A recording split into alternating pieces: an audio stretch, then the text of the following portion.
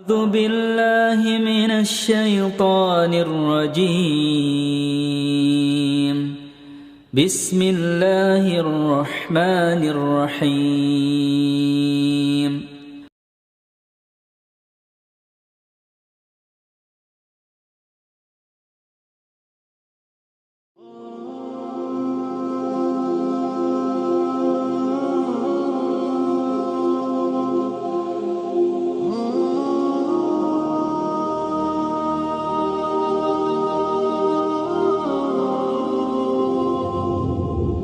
Ini salah satu contoh bagaimana ketika para sahabat itu kemudian merasa kehilangan, betul-betul kehilangan sosok yang paling mereka cintai dan yang paling mereka idolakan.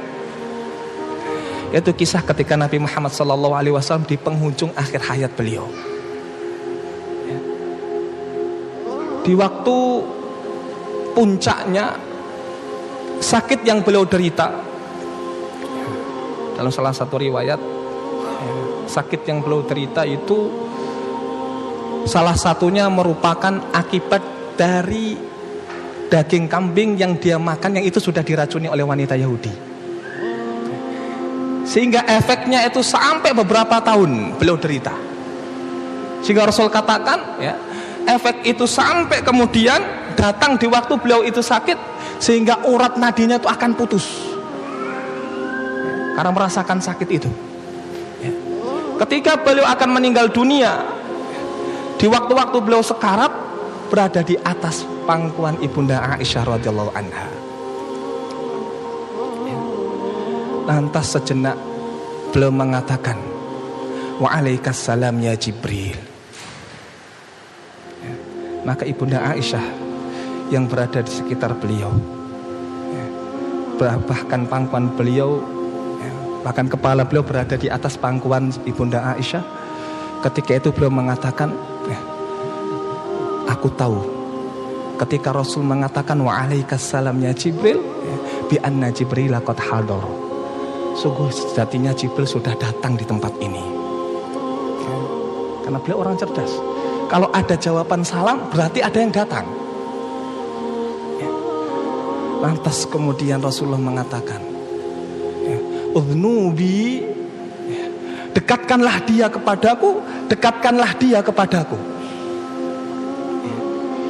Kemudian ibunda Aisyah mengatakan, "Kalau dekatkanlah dia kepadaku, berarti ketika itu Jibril tidak datang sendirian."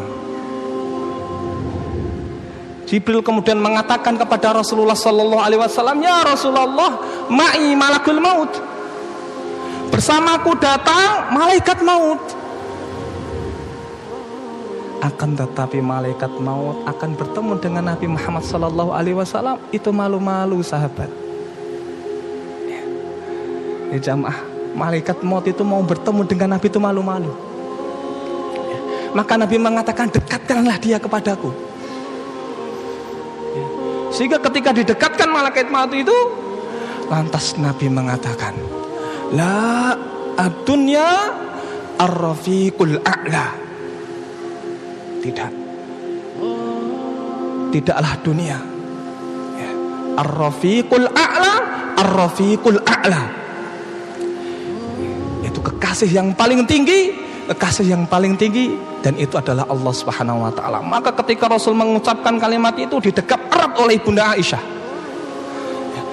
Karena itu ketika itu Rasul ditawari oleh malaikat Jibril di atas dua pilihan, yaitu didapari, apakah engkau tetap ingin di dunia, maka akan Allah berikan, ataukah engkau bertemu dengan kekasihmu Allah Subhanahu wa taala. Maka beliau mengatakan, tidaklah Nabi kemudian lebih menginginkan kami tetap bersama dengan kami ataupun para sahabatnya, tetap hidup di dunia, tapi pasti Nabi akan lebih memilih Allah Subhanahu wa taala. Maka seketika itu Nabi Muhammad SAW Allah cabut rohnya.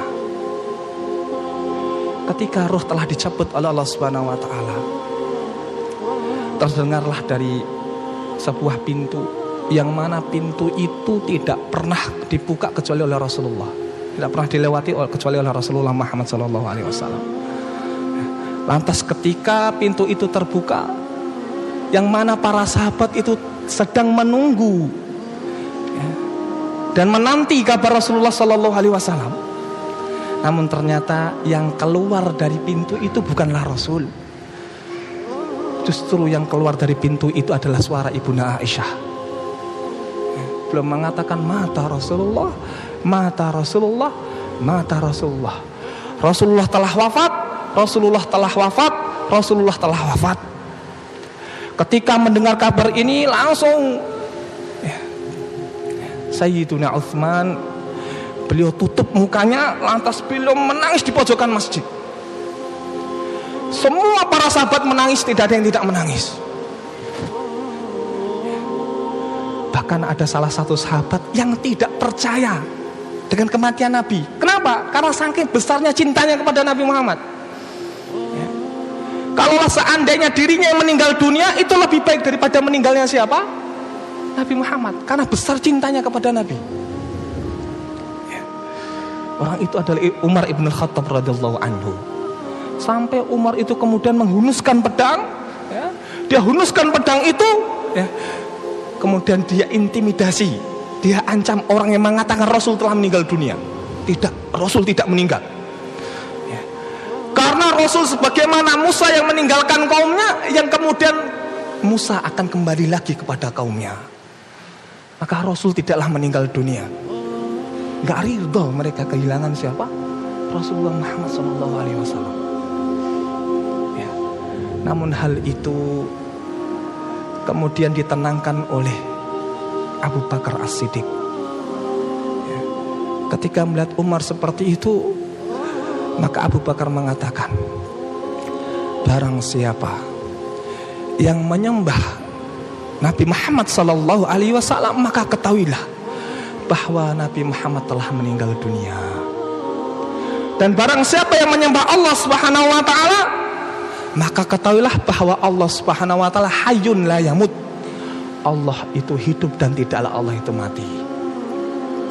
Kemudian beliau membacakan ayat wa ma Muhammadun illa rasul qad khalat min qablihi ar-rusul afa immata aw qutila qalabtum ala aqabikum. Dan tidaklah Muhammad hanyalah utusan Allah Subhanahu wa taala. Dan telah ada sebelum Nabi Muhammad SAW rasul-rasul selainnya. Kalau seandainya dia meninggal dunia ataupun dia terbunuh, in qalabtum ala aqabikum, apakah kalian akan berbalik ke belakang, murtad dari ajaran Allah Subhanahu wa taala? Lantas ketika mendengarkan ayat ini, seakan ayat ini baru pertama kali mereka dengarkan, jatuh pedang Umar ibn Khattab, bersimpuh dia dan menangis sesenggukan. Bagaimana sahabat kemudian apa? Merindukan Rasulullah Muhammad SAW karena besarnya cinta mereka kepada Rasul. Sampailah kisah ini jamaah yang dimuliakan Allah Subhanahu wa taala. Panjang sebenarnya kisah ini. Sampai nanti terjadi perdebatan antara para sahabat. Ini apakah Rasul akan dikebumikan atau tidak? Kenapa? Mereka enggak ridho. Masa jasad Rasul yang kita cintai harus kemudian apa? Tertimbun oleh tanah? Enggak ridho. Karena itu merupakan sunnahnya Nabi Muhammad SAW, maka mereka itu kerjakan hal tersebut. Sejenak setelah meninggalnya Rasulullah SAW, Bilal bin Rabah mengumandangkan azan beliau. Ketika panggilan asyhadu alla ilaha illallah sampai panggilan yang kedua asyhadu anna Muhammadar Rasulullah, maka Bilal tidak mampu untuk melanjutkan kalimatnya. Bilal hanya mampu ketika mengucapkan kalimat asyhadu alla ilaha illallah wa asyhadu anna Muhammadar, kemudian dia berhenti dan nangis sesenggukan sampai tidak selesai azan beliau, sehingga meminta kepada Abu Bakar, ya Abu Bakar, turunkanlah aku dari pekerjaan azan ini, karena aku nggak mampu. Karena setiap kali aku mengumandangkan asyhadu anna Muhammadar Rasulullah, aku teringat kepada Rasulullah. Tapi ketika aku mengucapkan kalimat itu, Rasul telah tiada, maka dia tidak mampu cuma. Ya. Sehingga akhirnya Bilal bin Rabah pindah. Kemana beliau pindah? Dari Madinah beliau pindah ke Baitul Maqdis, ke Palestina. Ya. Hening Madinah ketika itu. Kenapa? Semuanya berduka. Karena semuanya tahu bahwa Rasulullah SAW telah meninggal dunia.